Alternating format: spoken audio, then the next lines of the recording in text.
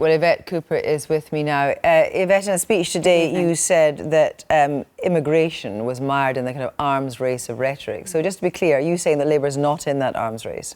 No, what we're doing is talking about practical proposals. I think there has been, a rhetoric arms race, as you said, between both the Tories and UKIP, and it's the politics of division as well. The discussions that I've had in public meetings, public debates right across the country show people do think immigration's important for Britain, for talent, for trade and for investment, but they want to see it properly controlled and managed so that the system is fair. So that's why the things that we're talking about are ways to make the system more fair. Well, you were candid because you said that Labour had got things wrong in the past. You should have put transitional controls on migration from Eastern Europe.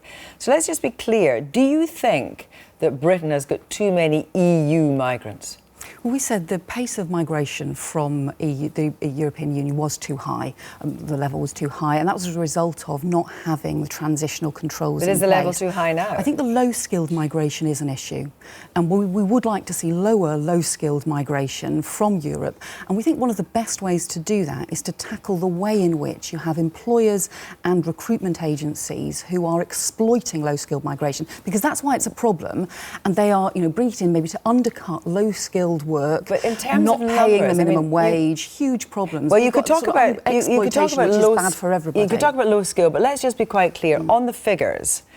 Is the level of EU migration, as it is just now, good or bad? Should it be changed? Well, I think because the low-skilled migration is too high, yes, you could say the overall level was a result. So, what is the overall level at the moment? How many EU migrants are there at the moment? I think you're sort of going down a kind of numbers track like there's a precise number that's the right number. Well, no, that's been the Prime Minister's approach with his net migration target. I don't think that's worked. So, I think the real problem is about the impact in jobs and wages, and the fact that I've talked to Polish workers, for example, in my constituency, who had, recruitment agencies advertise jobs that they came to do and then didn't exist. But that and is a different point from the point that you are making. Jobs. But again, well, our point is very different. Yeah, but the point I'm making to you is that the language and conversation is not one that suits the voters necessarily.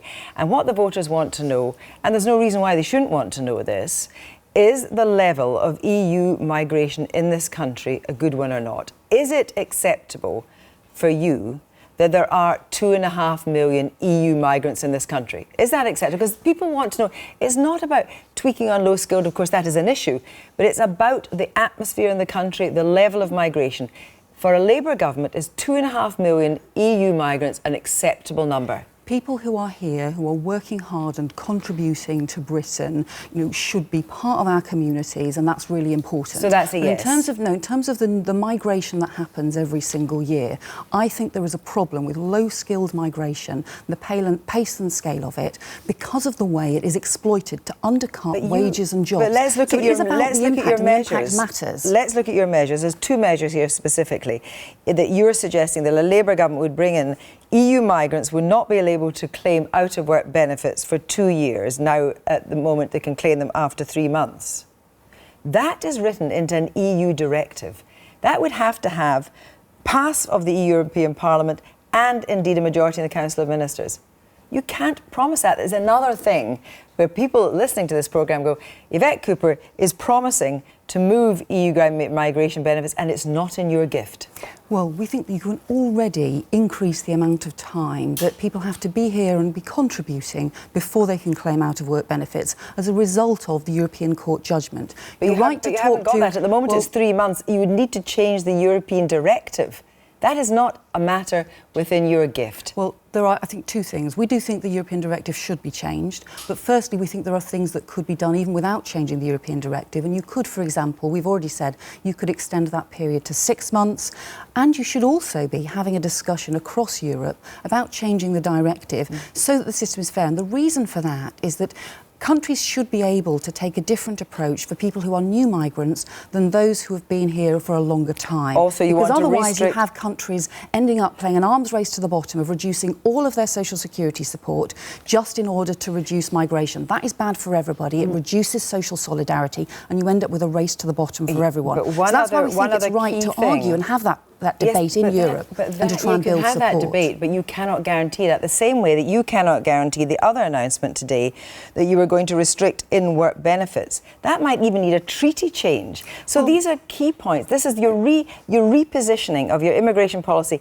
yet again, and two of the key things that you're suggesting you can't, as a British government, deliver. Well, no, what Rachel Reeves actually said today when she was talking about these measures was that we wanted to talk to European countries, and she's been doing exactly that. So, of course, there are things that we think we should be part of Europe. It's hugely valuable for jobs, for growth, for investment. It's been, the political alliance that has prevented conflict across a continent for many years. We want to stay part of that, but we think that you can have that debate across Europe and those negotiations. You, of course, can have that debate, but you cannot guarantee other things. Well, but what we said was we would have those negotiations in Europe. That was exactly what we set out today. But there are other things that you can do straight away. There are measures that you can take in Britain to get rid of some of that exploitation, to stop agencies that are only recruiting from abroad, to have stronger border control so we deal with the trafficking and the abuse, the criminal gangs that are bringing people across borders. We could increase the border staff to do something about it.